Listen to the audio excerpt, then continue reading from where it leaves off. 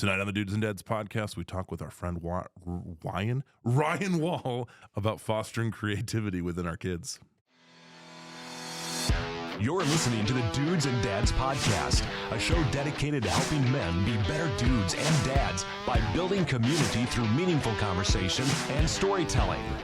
And now, here are your hosts, Joel DeMont and Andy Lehman. Hello, Joel. Hello, Hello, Joel. Ryan Wall. How are you, Joel? Yeah, I'm great. Minus my hopefully temporary speech impediment. Hey, everybody. Good to have you back with us on the Dudes and Dads podcast. We're excited for another episode. As we embark on season 6, we're 4 episodes in, and so far the content has been above average. Andrew? Hey, I don't know why, but Facebook is telling me that our content is blocked in Russia. You know what? Good. No one can watch the podcast in Russia. So there's that. Let's just take a moment. For all of our Russian listeners out there, We're sorry. We're sorry. We apologize, especially if you were using this podcast to get through whatever situation you have over there currently. I don't know what season it is in Russia. I don't know. The hemisphere thing confuses me. I don't know, but apparently you can't watch our show. But you can't watch. So if you were like hunkered down in the dead cold of winter in Russia, and our show is the only thing getting you by, I don't know who you have to blame. Probably some cyber terrorist. I don't know, but we're sorry. Okay. Enough about Russia. Am I right? Right. Andy, please fill me in. What's been going on in your life? Anything fun? So we got to go watch the Notre Dame girls play today. Nice. And that was fun. They won. Yep. I was a little bit worried for a minute or two, but Ooh. after halftime, they came back in. It was a close pretty one. warm. Yeah, I mean, it was closer, but. Now, I have a little bit of a controversial take, and in a moment I'll ask our guest in on his thoughts on this, because girls basketball, they've gone to quarters. They play in quarters. Yes, correct. Not 2 20-minute halves, whatever that's about. So you think that they should be? Everyone else has gone to quarters. NBA plays in quarters, but NCAA men's basketball Still in halves.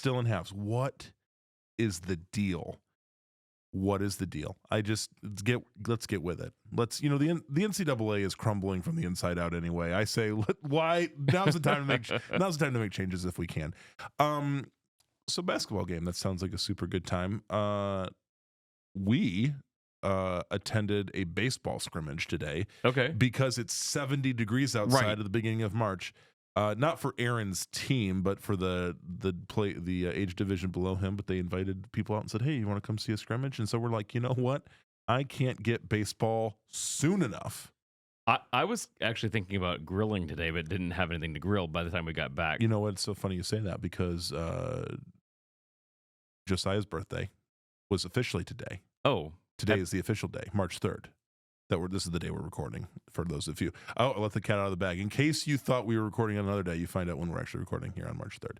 But yeah, he's the big 1-3 officially now. And what did he say? He goes, "Hey, for my birthday, could we do some grilling?" And I said, "Hey, I got some lovely marinated chicken ready to rock and roll for you." So we grilled. And it was nice. It was nice, and I didn't have to wear a coat while I was out there. So yeah, thank you, El Nino. Or whatever is going on. That's 70 degrees out here in north central Indiana at the beginning of March. Excellent. Okay. Andy, do we have anybody that we would like to thank? We do. We would like to thank our Patreon supporters. You keep our lights on. While we do have a corporate sponsor, we love you guys who are actually sponsoring this show. That's right. For us personally. Yep. We want to thank everybody who is a sponsor. And if you're not a Patreon supporter, you get shows early. Yes. You get that warm, fuzzy feeling of knowing that you help support us. 100%. And so join us at dudesanddadspodcast.com/Patreon. Gosh, guys. Here's the quick of it. You really are what keep Andy and I going. Week to week, sometimes we come into the studio thinking, does anybody even care? But then we look at the list of our Patreon supporters and we say, well, at least 3 people do. So join that club, join the crew, get on board for as little as how much a month, Andy? Little as $2. As $2 a month. You could support us. You could support us. And you know what's better than $2 a month, Andy? $100 a month. $100 a month, or anywhere in between. So thank you all for supporting us, and consider supporting us today. Jump on the bandwagon. The water's fine. Okay. Well, there we have it. Andy, I want to introduce our guest tonight. I'm excited about this. This guy's been in, we'll call him in the queue for a while. He has previously, and I understand, I was a little salty about it, but he's previously prioritized family obligations over coming into the studio. But finally, I found him on a Sunday evening when literally there was nothing more interesting to be done. And that's really the key. When you're inviting guests on, you say, hey, what is the most boring day in your schedule? When are there no other things that could possibly be interesting? That's when we have them come on the show. So now we know why people really show up. But my friend Ryan Wall, Ryan, welcome to the Dudes and Dads podcast. Thanks for coming on. Oh, no problem. Well, past my bedtime. Yep, I figured as much. You gotta be there at the shop early. So if I don't know. Not really. Not really. No, I've seen how you just lollygag around. If you want this, well, just truth out of the bag. This guy will take a little bit more than an hour lunch. I'll say. I'll let you know. It's working lunch. That's enough information. Yep. Okay. Sorry. No, we were on official business, to be clear. But, so, Andy, I've had a lot of opportunities in my life to, how shall I say, intersect with some gifted people that have all kinds of talents and abilities. I first met Ryan way back when, as a sophomore in high school. Ryan was working at a design firm that I managed to get myself a job at and actually keep a job at for over 8 years. Which, what high school student do you know has an 8-year job? Yeah, has an 8-year job. Right. Please, no. I stuck with this place, or they stuck with Your me. whole 8 years of high school. Yeah, right. Yeah. Hey, they liked me so much they asked me back. But Ryan and I worked together for a little while, and then I'm trying to remember. Then is that when you moved? Is that when you moved to Toronto? Is that when you left initially? Okay. 2001. Yeah. Yep. Golly, jeez, that takes me back. So what we're gonna do is that's how I met Ryan, and he's been on a really interesting journey. Ryan is an artist. He's a dude. He's a dad. He fits the show. All the criteria. But I thought it was like, man, I want to talk about the subject of fostering creativity in our kids, but then it also inevitably is a conversation about like how someone discovers their own creativity and builds that and gains that, and then like what lessons you kind of learn along the way. So first of all, Ryan, we always like to start with what we call the dad stats. So this is where you get to tell us about your family, about yourself, all the things that you feel safe to have out on the internet. This is your chance. So your wife, your kid, what you do, what you have done, all the stuff. And how long do you got? Yeah. Okay, well, I've been married for quite a while That's now. a safe Yeah. answer. Safe answer. As long as I can remember. Yeah. I mean, Okay. it's been That's so good. long. That's good. My daughter, Megan, she's a freshman in high school. Yeah, lived in Toronto for 15 years, then moved back here.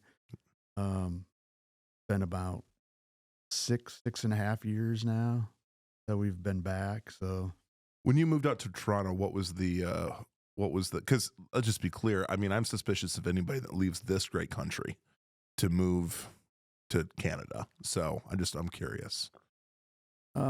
it was for school. I mean, Okay. I always intended to be animation Yeah. as a career.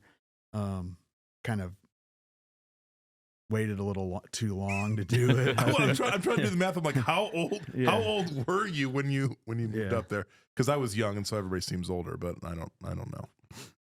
Yeah, I mean, I originally I wanted to do animation, like even as a career, like right out of college. Yeah. But the colleges I went to didn't offer it, so I did fine art, graphic design, stuff like that, and then I started pursuing schools that were pretty much animation schools. Okay. Hmm. Yeah. And then that's where I ended up in Toronto. Yeah, and I ended up working up there and met my wife up there, and So hey, So there's it was a good, plus. yeah, a good move then. so that's my excuse. Yeah. Yeah. Every time I'd come down across the border and I'd show my passport, and he's like, the guards, Yeah. the U.S. Right. border guards are like, "What are you doing in Canada?" So my excuse was I just pointed at her. Yeah. Oh, okay, you're good. That's good. That's fine. Yeah. Yeah. So, I wonder, as a kid, growing up here in, small town, rural. I mean, because you grew up in the Middlebury area, right? This is Bristol. Bristol. Yeah. Even worse. Yeah. We've lost Even smaller. we've lost two of our Bristol listeners now too. I'm just checking people off. All of our Canadian listeners have left, and now, but growing up in this area, and what I wonder for you is, like, when did you first kind of realize, because Andy, I know you haven't seen, but like Ryan, I mean, the work he does as an animator is really, Sure. really impressive. Really, and obviously there's a journey that you've been on to get there and develop skills and all of that. But when you were young, like, when did you kind of first realize, like, oh, I think I'm good at this, or I have an interest in this? I always liked to draw. I mean, I have a twin brother too, and we always dabbled in like. Are you art. both like gifted that way? Yeah, or Sean's a good artist. I mean, he didn't really pursue it, so okay, I don't think he doesn't draw. gotcha. I mean, but if he did draw, it would probably be better Then the Yeah. average, the Yeah. average person. If you're Yeah. like, hey, It'd be draw better this, than you'd be you, like, oh, you and I, Joel.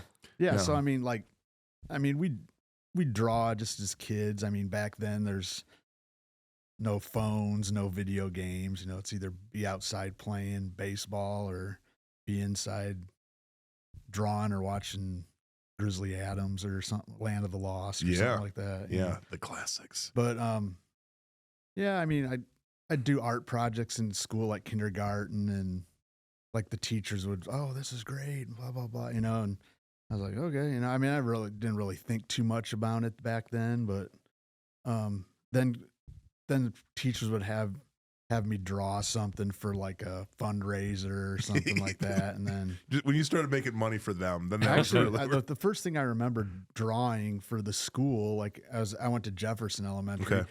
and they have the spring fling every yes. year, Oh yeah, I remember that. and they had me draw. I don't know if you guys remember this character, Holly Hobby. No. It's like this little girl that she's got like a bonnet, and like it's kind of like a country, like almost like a Little House on the Prairie Okay. type character. And they had me draw this Holly Hobby, and they gave it to some lady, and she stitched it on a quilt. Oh man. For like an auction. This or is all very something. on brand for Yeah. this area. So Like, it's like- how can we make this into a quilt? Right. Yeah, 100%. So yeah, I've probably got an old quilt like somewhere in somebody's, Probably. some If you're listening out there and Yeah. you've got a Holly Hobby quilt hanging up, Ryan, with a lot of dust on a lot it. of dust on it. Ryan would like to reconvene with that No, part of that's no, okay. no, apparently not. no. Okay, gotcha. I don't know how it actually looks. But Yeah. yeah, I mean, just stuff like that. I mean, I got into. I mean, I've always liked Disney. Mm-hmm. My parents took us down to Disney World back. I mean, as early as '74. Mm. We were like 2 years old. I mean, obviously, I don't remember that trip. Yeah. But every so many years, 2-3 years, we'd go down, and that would I always liked the Disney animated features, like Yep. the classic stuff. And then I think that kind of got me more interested when you're down there, and then you see the artists Mhm. down there, and then the Hollywood studios, well, MGM studios back then actually had the animation studio Okay. there, and you could actually go through and see the process. And I mean, that's where I wanted to work when I got out of school. Unfortunately, taking my time to do it, they closed the studio down by then.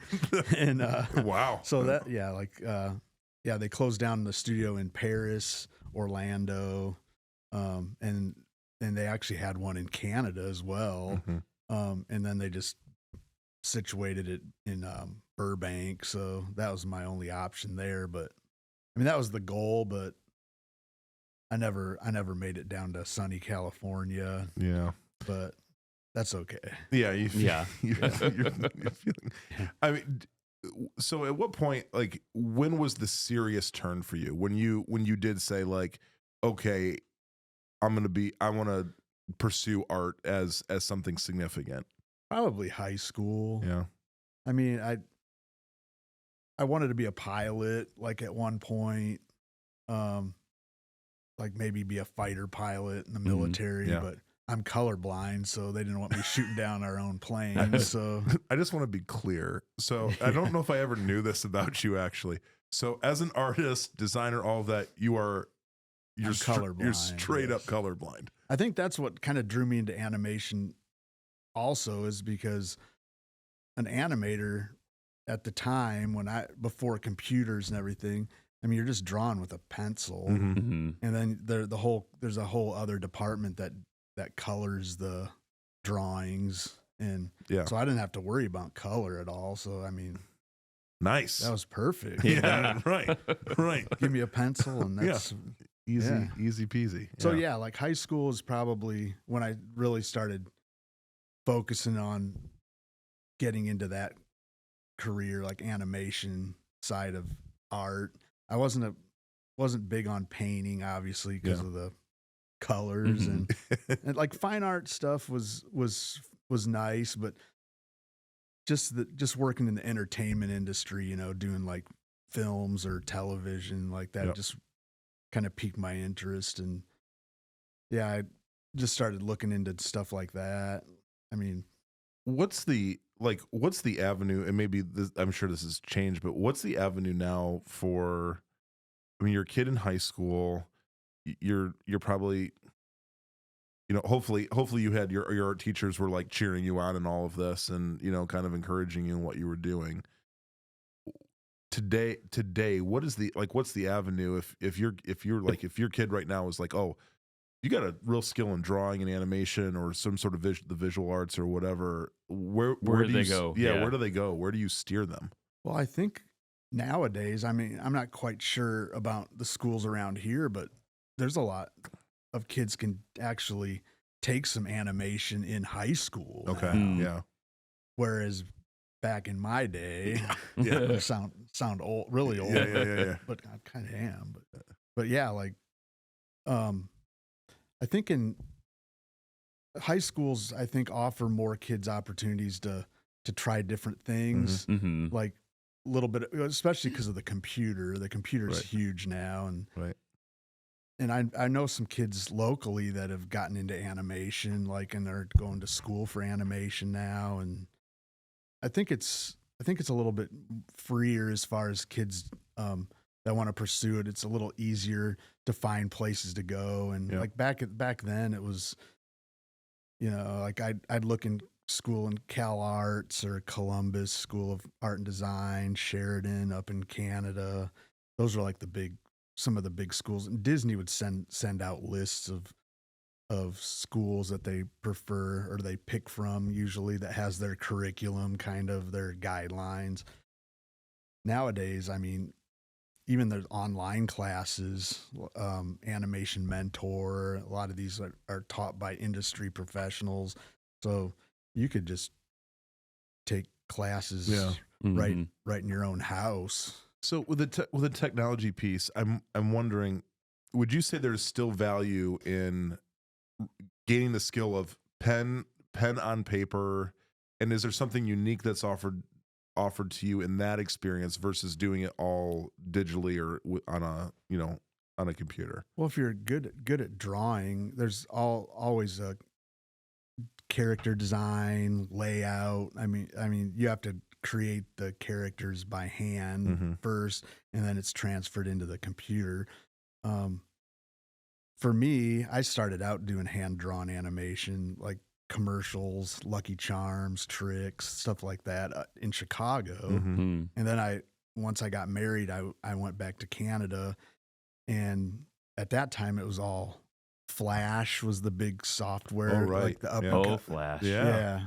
Adobe Flash. Now it's Adobe Animate now. It's pretty much the same software, but I basically taught myself Flash because if I wanted to get jobs, I'd have to advance my skill set. So I kind of taught myself on the fly. And my first job in Canada was on a show for National Geographic Kids.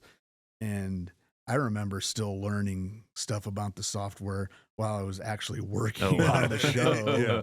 Yeah. So, I mean, and kids these days, I think they know the computer so well. Sure. I mean, I feel like a fossil. I have to ask my daughter a lot of times about how to do things, like, and she'll be like, "Dad, you idiot," you know. Right, just this. And I was like, "Oh yeah, I guess I am." But yeah, like you just have to, like, I mean, it's all the same creativity. It's just the media changes, and I hope it goes back to some more of the classical animation style. I mean, I think it's been so saturated with computer animation, and it all kind of starts looking the same. Sure. Yeah. So I think if they bring out another hand-drawn feature, I mean, it'll probably be wow. It'll really go stand back to out. Yeah. So, I mean, there's always that hope. I mean, I'm always available for that if it ever happens. So. For the record. But yeah, I mean, for me, I basically kind of found my niche in television. So I worked on some shows for PBS, Nickelodeon, Cartoon Network, Disney, just a whole range. So name the shows, because I think some people would be interested in what you did. Worked on a bunch of the Total Drama Island shows. Okay.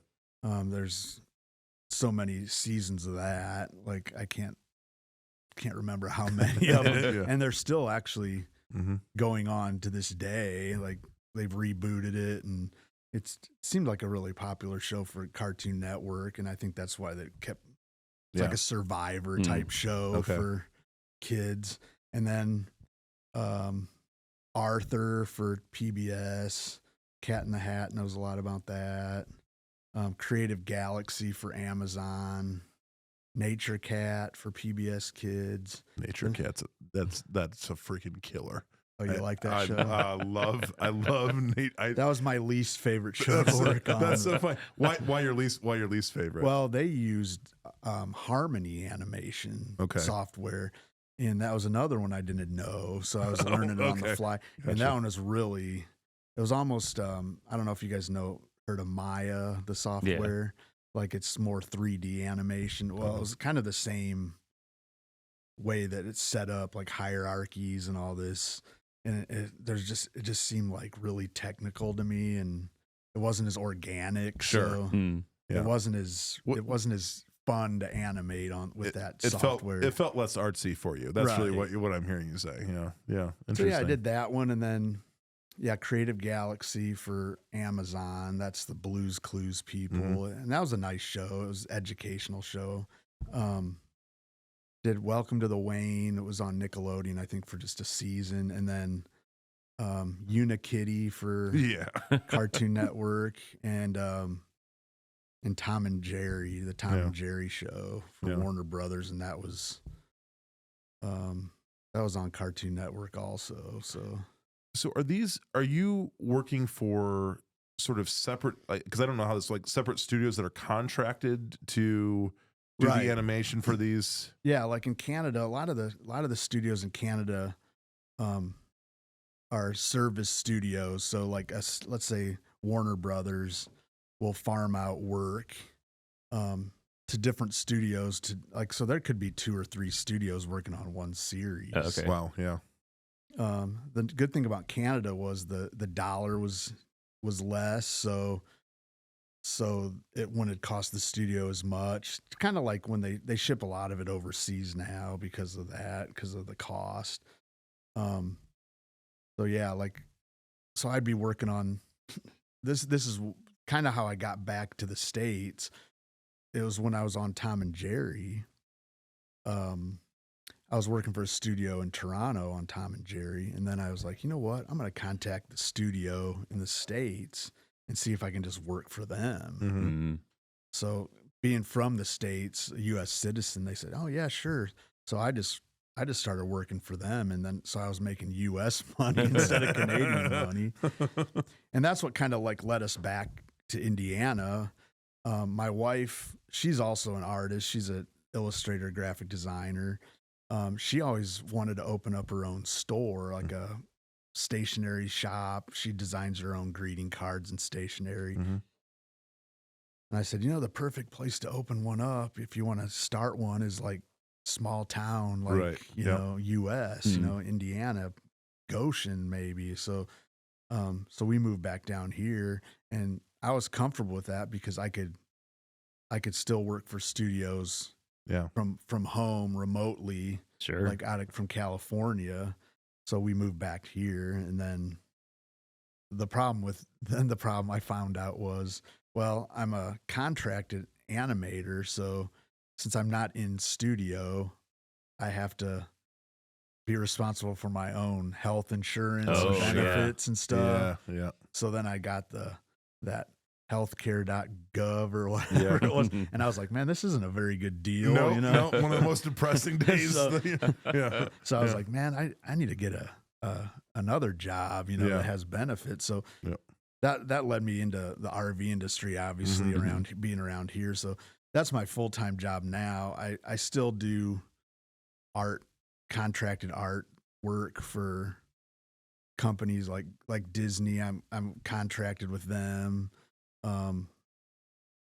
And then there's some other studios that I do contracted character art for. Yeah. And then I'll do animation occasionally too. It's been a while. I haven't reached out to any of them for a while, but I'm sure there's jobs available if I want them. It's just I've been so busy lately that Mhm. I've just kind of, I'll Yeah. take things if I want them, and then pass on stuff that. So is this you, like, you know, you're working your 9 to 5, and then you're slouched over in the basement somewhere doing your additional animation work at night? Is that how that goes? That happened a few times, Yeah. which I think that's what kind of led me away from animation as a full-time thing. Like, I was trying to do a full-time animation on top of my full-time job. Yikes.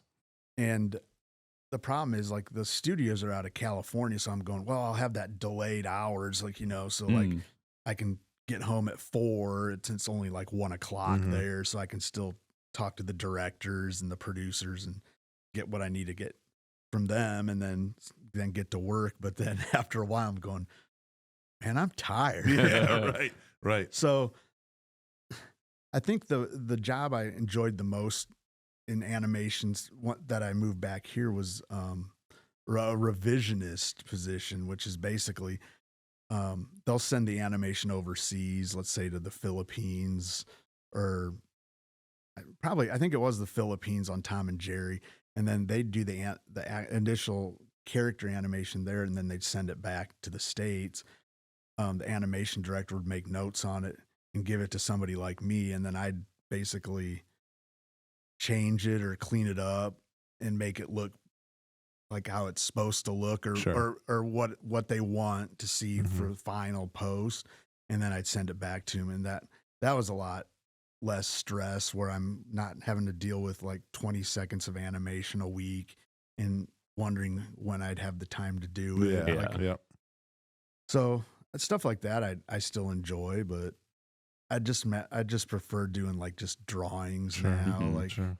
and it's not as repetition based, I guess, like animation. And then drawing like Mickey Mouse and stuff like that's kind of fun. Sure. Yeah. So. Yeah. Yeah. So we touched a little bit about it earlier about kids, and you know, you'd mentioned the ability for them to, get involved with their school. But what are some other ways that we as parents can kind of encourage that? If we see, I know for me, my second son is very, art driven. What are some of the things that I can do to encourage him to keep doing that and maybe pursue that as a career, maybe not, but continue to develop that creativity as he goes along? Yeah, like I mean, there's classes you can get involved in, like outside of schools. I know I know Goshen used to have some art workshops. There's some in Elkhart too. I did some of those as a kid. Like my parents were really supportive of me wanting to be an artist, and I'm the same way with my daughter. My daughter does performing arts. Like she's really into theater, musical theater. She does show choir in high school. I just, if she wants to do something related to that or go to see a show somewhere, like a Broadway show, I kind of give her, push her into like, yeah, let's go see that. And just encourage her to like do as much as she can, but not force her to do stuff. Sure. Like I know I wanted my daughter to play sports, Yeah. like any dad, Yeah. but, I got her a softball bat and got some tennis balls, got her in the backyard. She was hitting the tennis balls. Like, man, she's hitting those really good, Let's go to the batting cage. So got her to the batting cage, got the real softballs. Like the first one she hit solid. She's like, oh, my hands hurt. And I was like, oh, no softball for us. But she's more artistic, not so much drawing wise. I mean, she used to draw a lot as a kid, but she picked up on dance. She's a really good dancer. And then the whole show choir singing. She's pretty advanced as far as her singing voice for her age. She's been taking voice lessons for quite a few years now. And that's something that we support. Like, if she wants to take lessons in something like acting or singing or even dancing, I mean, we're all 100%. Sure. And that's the same with art too. I mean, as a parent, you just got to support what your kid wants to do, but don't, push them into, just see what they're interested in, just kind of let them flourish, like. And I think too that maybe even seasons too, where there may be a season where your kid is really into the arts and the creativity, but then they may move on to doing something with sports. And so, yeah, I think that especially allowing them to explore, try different things. Yeah. Mm-hmm. I mean, my daughter played soccer for a little bit, and I don't think she was a big fan of soccer, but I remember the last year she played, she goes, Dad, I don't know if I want to keep playing soccer, but we had already started the season. I was like, you need to finish the season, I don't want you to quit, just finish it out. And then if you don't want to play it next year, you don't have to play it, Yep. And yeah, I mean, especially younger kids, I mean, they're still trying to work things out and figure out what they want to do or what they're interested in. So I just think as far as creativity goes, if they're interested in something as a parent, like all you can do is just support them and give them all the, the tools or the assets that they need to like try it out. Yeah. Has the thought ever crossed your mind? Because this is, I think, particularly when we're talking about the arts, performing arts, visual arts, whatever the case is, so many parents are like, yeah, but what are you going to do for a job? Like, what are you going to do? Like, even as amazing as Megan might be, I'm wondering if it's in the back of your guys' mind, like, man, if there's a professional show choir out there for you to give your life to, great. However, well, she wants to do Broadway. Yeah. But way to aim high, Megan, by the way. Way not to settle for the low cookies on the shelf. No, we're going all the way. Yeah. Well, she wants to she wants to major in musical theater. Yeah. At this point, I mean, she's a freshman, Sure. so I mean, it could change, but But I've always told her, if you're going to major in something, maybe it would probably be good to minor in something else. Always have a backup plan. I mean, even as me as an artist, like an animator, like I was always trying to think of something like if something like the floor drops on the industry, you know, and it does happen. I mean, I know if AI takes over the whole thing. Well, that's a big a big problem right now in that industry. I mean, all of art right now. Yeah. Like a lot of the studios in the States are shipping stuff overseas too. So there's a lot of really good animators in California or in the US that don't have any work anymore either. So you always have to have a backup plan, but sometimes I as long as she's focused on wanting to do something, I mean, I'm going to give her all the opportunities I can for her to achieve what she wants to do. And her mom's the same way. I mean, we're totally supportive. I mean, I'm Megan's chauffeur. I drive her, I don't know how many miles a week to rehearsals, this back and forth, picking her up from school, and then the show choir. That's hardcore. Okay, so Andy, this is the part where if we have to ever edit anything out of the show, this is the part that we'll edit out. And I'm just gonna say what I think about show choir. So for any of you that are big show choir fans and you are easily offended about criticism toward show choir, skip to 30 seconds later you can come back. Ryan, show choir is the bane of my existence, and I don't even have any kids in show choir, nor was I ever personally in show choir. So what made this your bane? Yeah. Here's the deal. It takes more time and more energy and more resources than any sport or any other extracurricular that, like, I feel like show choir, and I'll just say this, is off the rails in terms of boundaries for kids, particularly because a lot of their shows are far away. They go into the early morning. They're Saturdays. They're not just Fridays. They're Saturdays. Oh, this Saturday I'm dropping her off at 5 a.m. Perfect. Right. When will she get done? She'll probably roll back into the high school around 3 a.m. on Sunday morning. Case in point. So this is my other thing from a faith. I'm just saying. Also from a faith perspective, do you think Megan is getting up on Sunday morning like, man, can't wait to get to church? No, absolutely not. That's not happening, and I get why. So this is just my one Pillow critique. Presbyterians. Yeah, exactly. Yeah, Pastor Pill. Bedside Baptist. Yeah. That's my critique on the whole thing. I think that's one area within the performing arts at the high school level that, like, and I'm thrilled for Megan that she's doing it. I'm glad that she loves it. It develops a lot of discipline and a lot of really, really great things. But that would be my on a positive note. Thank you. The show choir. Thank you.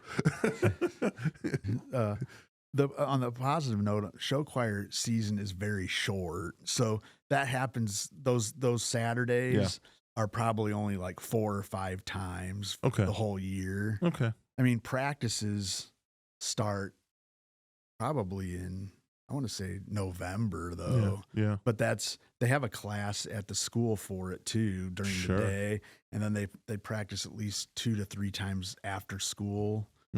Right after school. So. Yep. I'm just saying, I'm just putting it out there. But it's amazing. But you should go to a show choir. Listen, I've however we got on this. See, I told you, like, it's really going to draw me in, Andy. You need to go meet your demons head on. Right. Go to a competition. Okay. All right. So Ryan, I will just as a way of being supportive and not coming off like a complete jerk. You let me know. I'll attend. They the should show have a choir. community performance like coming up in like probably 3 weeks. Perfect. And it's on a Thursday night. Oh. It's not even late. Okay. So. But same thing could be said for travel ball, though. Yeah, well, sure. It could be. You are correct. It could be, except for the fact that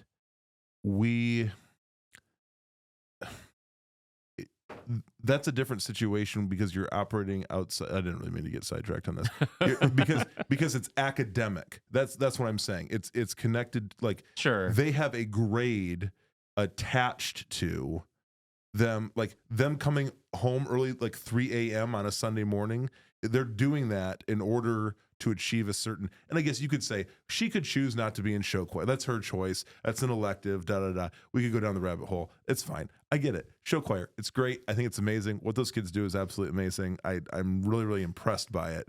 I just am more Just because talking. you can't sing and dance. 100%. Joel, like- Thank you. We should ask You know Joel what? to You know get what? up and Maybe that's sing. actually, maybe that's really what the core of it is, that I You're just bitter. Yeah, You know, I'm- sour grapes. That's fair you know. enough. Fair enough. I did try out for the what was it? It was the Northern Lights back in the. Is it Yeah, still the? that- Is it still yeah. the Northern Lights? Golly. There's Northern Lights and Starlights. Ooh, so- one sounds a little more inappropriate than the Starlight, other. Starlights is all girls Okay. choir. Okay. Gotcha. And then the Northern Lights is the mix. Gotcha. So Okay. yeah, you would probably only qualify for the Northern Lights as far as I know. Thank you. Good. Maybe that's why he's so bitter. 'cause Yeah. he That's didn't right. actually. I tried. I wanted to be in the I- Starlights. Right. Yeah. So, thinking through, as you've said, like as you and Jasmine have just tried to support Megan and what she's doing, and not, it's like, have there been times where you guys have had to push at all, where you've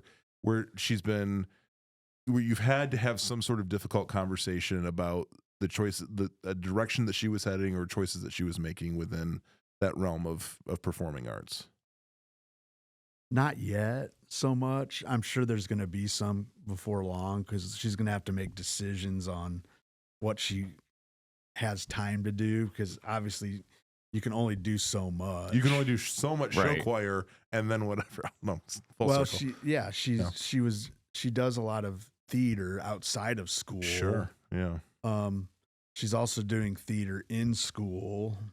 So last fall, we kind of ran into some schedule conflicts as she was in Wizard of Oz. She was Dorothy. Yeah. She played Dorothy and Elkhart at the Learner, and then she was also doing some stuff at the school. Well, the schedules were kind of conflicting, so she had to basically pick one or the other. Yeah.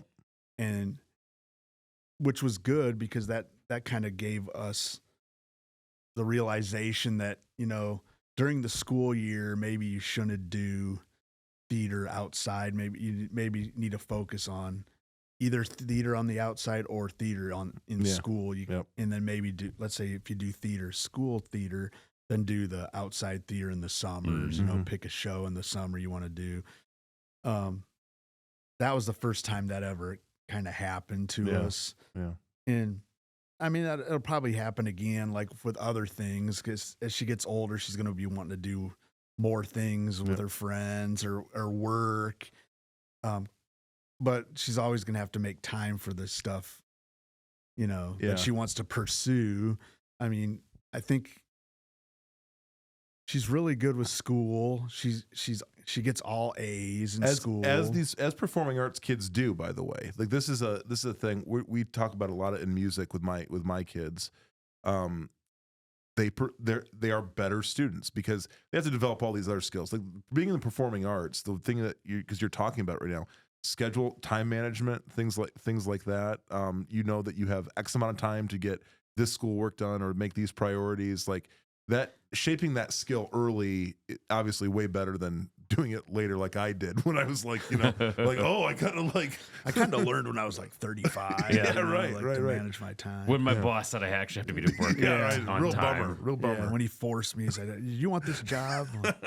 No, but my daughter, Jasmine, and I don't have to tell her to do homework or anything. Yep. And I was thinking to myself, where did she get this from? Because it wasn't from me. It's like I was the exact opposite when I was in school, and I wasn't even in show choir doing any of that stuff. Yep. I was like a procrastinator. I think that's what they call it. I think so. But I think Megan is a procrastinator when it comes to certain things, but she always ends up it always gets done. Like, and then even her theater stuff, and this is maybe the creativity side of her personality, is we never see her practice for theater. She goes to practice rehearsals, and then she comes home and like she doesn't. I mean, she must rehearse on her own time and everything. And then we go to the shows, and then she like knocks it out of the Sure, park. And I'm man. like, holy cow! Yeah, You know, yeah. it's like so. Also, another thing, like we were talking about as parents, you know, you want to foster your kids' creativity or anything they do, like sports, theater, music. Me personally, I almost feel that you have a talent for a reason, you know, like God-given talent, so to speak, and you almost need to try to utilize it, even in some capacity. I mean, if you don't want, let's say somebody's really good at something, but they don't, you know, I don't want to do that as a career. I was like, I almost feel like there's a reason why you have that skill, you know, Yeah. so try to use it for something, you know, at You- least try for, you know, to see how that, You have a stewardship responsibility of some Yeah. sort. toward Yeah. it. Yeah. Yeah. Absolutely. So I'll never not draw or do art, you know. Right. I mean, I'll draw stuff for people just Right. if they ask me to, you know. That's good Something that- because I got a thing that Ryan's going to draw for us. I already got a project for him, so that's Oh, good. no. Yeah. It's been great. It's going to be great. Is it for that drink there, Liquid Death? Yeah. That's right. No, Can design. but you feel like, yeah, that's been given to them for a reason. Any of us for a reason, and I think sometimes it's a mature perspective and more of an adult perspective to understand that our kids often don't think that way. right. You know, like I think that's a really interesting thing to say to your child. Hey, I think that God gave you this for a reason, and I think it's the responsible and faithful thing to do is to pursue this to some level that you gain clarity or appreciation for it. Right. Whatever that is. And me, when I did animation, people go, "Oh, do you watch animation on TV? Oh, this is my favorite show." And I'm like, "Not really. Yeah. I mean, I don't really watch the stuff. I mean, I'll watch it when my daughter would watch it. But I'd have so many people. I actually had a kid write me back in the day and say how great he loved the show that I worked on, and Man. he wanted to be an animator when he grows up and all this stuff. And I was like, yeah, that's kind of cool. Yeah. And I think I got more satisfaction out of knowing that people enjoy the stuff that I do. Right. Mhm. Not necessarily me doing the work, but the end product. Sure. When oh, my kid loves that show, and oh, we love Arthur, we will watch that show forever, and this and that. And I'm like, you know, that's worth more than anything to me. And I mean, I think that's being in the entertainment industry on some, you know, spectrum, I guess. I mean, I'm not like an actor that's on TV or anything. I mean, most people wouldn't know that I worked on any of this stuff unless they stuck around and watched the end credits zip by Sure, in like yeah. a split second. But just knowing that people enjoy the stuff you do, like, I mean, that's the most rewarding thing about Mhm. being in the creative arts, Right. like theater, music, whatever, you know. Like, I think that's what my daughter enjoys too, is people saying how much they enjoyed watching her on stage, and Yep. I think that kind of pushes her and drives her Yeah. to do that stuff too. And I think anything a parent can do too about, you know, positive reinforcement, you know, that helps out driving them forward as well. So Mhm. And also to remember that our kids in their adolescence, they don't always know how to say thanks for the encouragement. well, you know, another thing, I was just thinking that the other night, about all the trips you make with Yep. your taking your kids back and forth.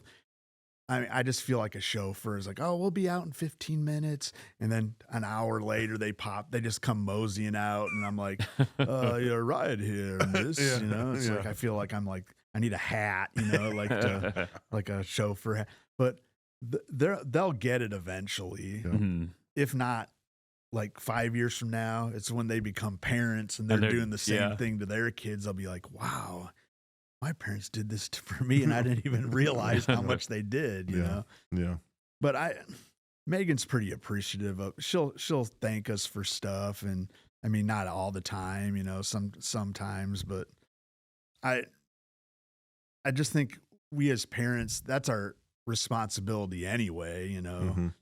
to have our kids have the best life they can and the most opportunities to do or pursue whatever they want to do and become successful.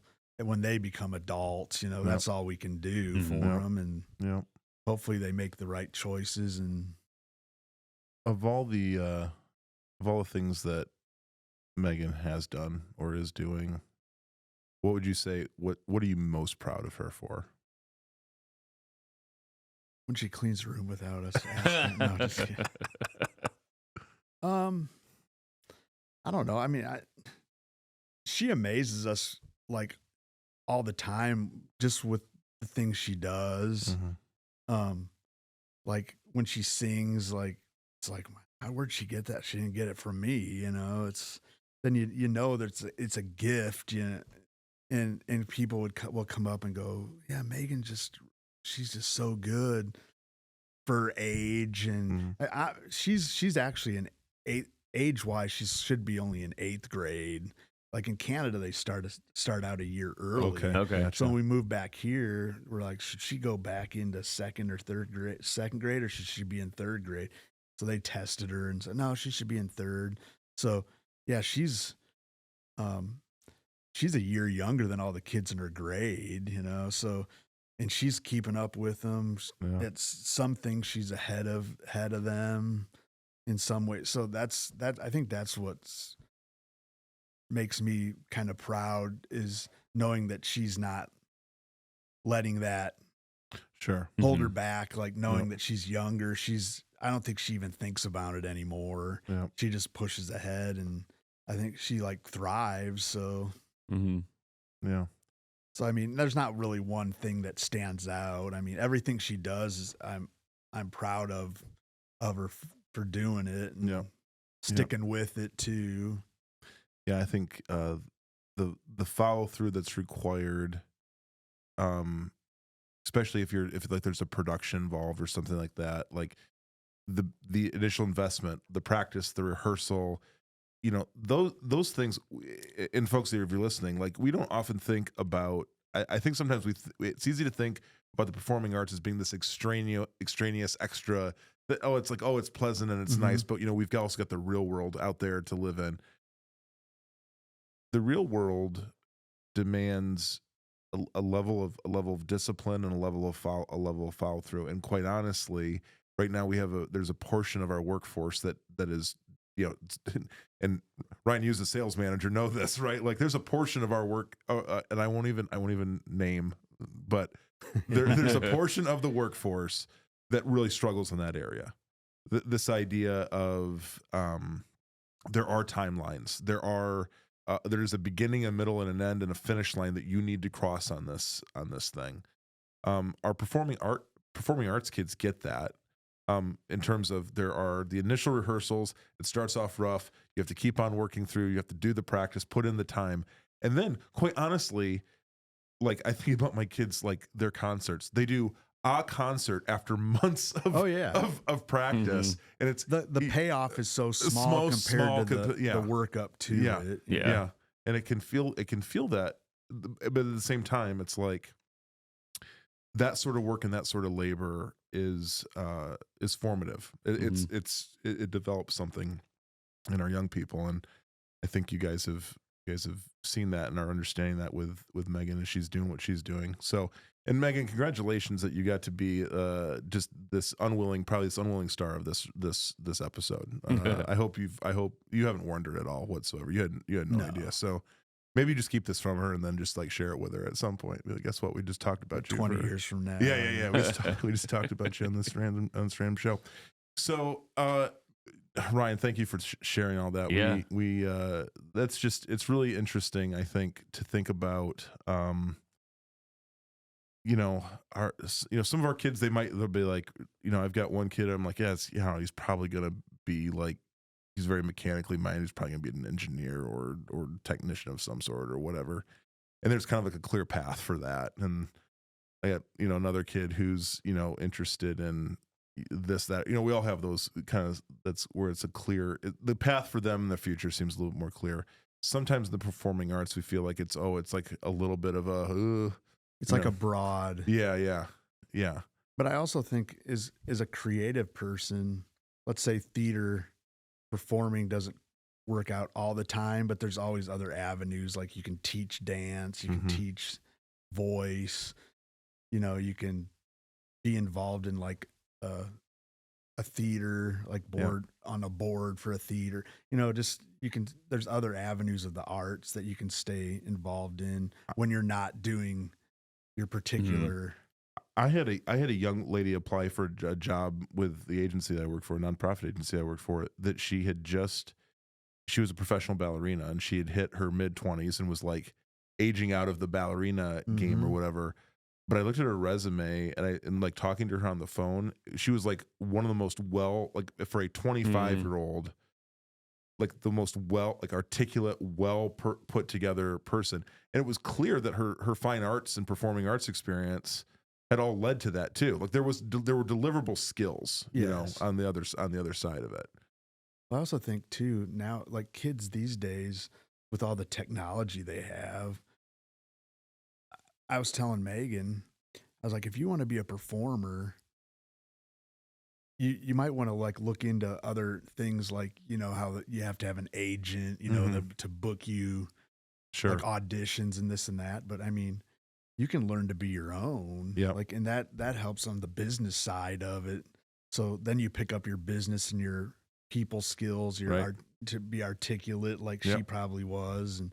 And, so yeah, being just the creative arts, you can actually pick up other things to help you out with your creative art. And then that's what that's what I want to really try to push Megan a little bit, just not on that side, but on other aspects of it, which would help her down the road too. If let's say she wanted to get into business or some other careers to fall back on later on. Yep. And then she has those skills as well, you know. We just had this experience. We were down in Tucson with Aaron for the showcase that he was at, and you know, these coaches are saying, listen, you need to be learning how to advocate for yourself, how to talk to adults, coaches, to be able to come across as a person that they want on your team, because they'll interview you. They absolutely will, and there's somebody waiting in line behind you that is ready and willing to take whatever spot or whatever opportunity that you're looking for. And that's very much the case. I mean, very same competitive. with sports and same with like the arts. Right. You don't want to get complacent, because I tell people, I know I worked with people that were way better than I was. Yeah. But I liked working with those people because those people kind of drove you, but then they also made you better by you picked up on stuff that they do. They can help you become better, but they also push you to be as good as them. Right. And I've told this to Megan too. And I'm like, it doesn't matter how good you get at something. There's always going to be somebody better than you. Always. So you always need to strive past where you are. And that goes with everything in life, you know? I mean, if you get complacent, you tend to fall behind, or you get lost in the mix, so to speak. So yeah, no, that's good. That's good. Well, hey, we obviously can't let any guests go before. Now it's time for Dudes and Dads Pop Quiz. Absolutely. This is an opportunity. Yeah. That was Joel back about 10 years ago. That's Aaron like 2 or 3 years ago. Yeah. He's probably pre-puberty. Yeah. He'd probably be super embarrassed to hear that now. So this is where we get to ask a bunch of random questions to Ryan. He can't prepare for them, but this helps just us get to know like the deeper level of. Thanks, of life everybody. for I'm us. out of here. Yeah, Right. Yeah, everyone's passed and no one has hated this yet. So that they have told to our face. First time for everything. There sure is. So Andy, do you want to start off? Yeah. Okay. So this is one we've asked before to other guests, but I like it because it reveals something about you. If you had to delete all but 3 apps from your smartphone, which ones would you keep? Royal Match. Royal Match. My wife would hate if I kept that. She's, you're always on that. Another one I'd keep. Probably Probably just my email and my instant messenger. Yeah. All right. Yeah. That's fair. Easy enough. I'm a simple guy. Yeah, you know what? And that's why we. As long as the Royal Match is on there. Jesus. I think that's what it's called. Yeah. Not a sponsor. Yeah. It could be. Ryan, of all the characters that you have drawn in your career, what's the favorite? I like Donald Duck. Yep. Yeah, he kind of gets a bad rap. He doesn't get enough, of the spotlight. That's right. Yeah, Mickey always takes it from him, but he's always been my favorite. As far as animated characters, I'd probably have to say I like Arthur. I like that whole series. I'm big on the educational shows that have like a lesson at the end of each episode. Right. The younger kids stuff, it kind of like helps mold kids a little bit. Love it. Yeah. What are you most excited about right now? March Madness. Yeah, buddy. Yeah, buddy. Who are we shooting for? I can't remember if you can't say Notre Dame. Yeah. Can't say IU either. I'd like to see Purdue win. Yeah.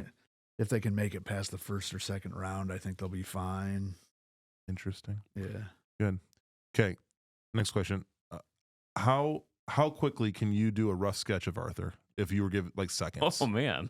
Arthur's easy. Okay, here we go. This is the visual part. So we're gonna see Ryan. All right, see what happens. Do we have a camera on him right now?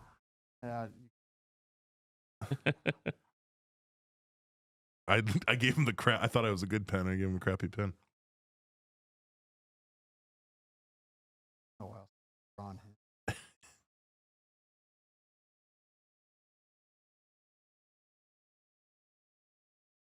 Nice. Okay. Seeing it come together.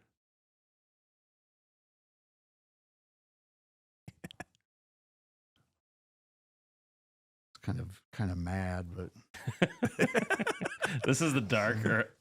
Nice. Okay, you got to do your signature at the bottom too.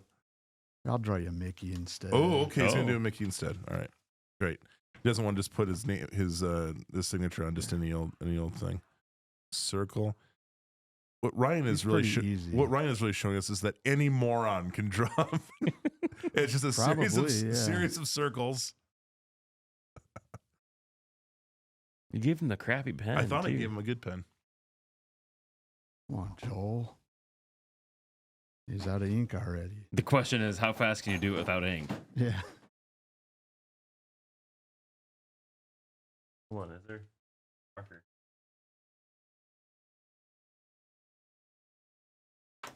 That'll work. We'll really see. We'll really see what he brings to. Okay, here we go. I'll just go over these lines.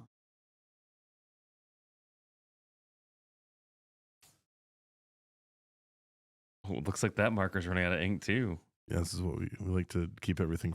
Clearly, our office supplies here in the This is studio. Need more Patreon supporters. Yeah, that's right. Thank you. For only $2 a month, you can help us get pens in this office that actually work. There we go. There we go.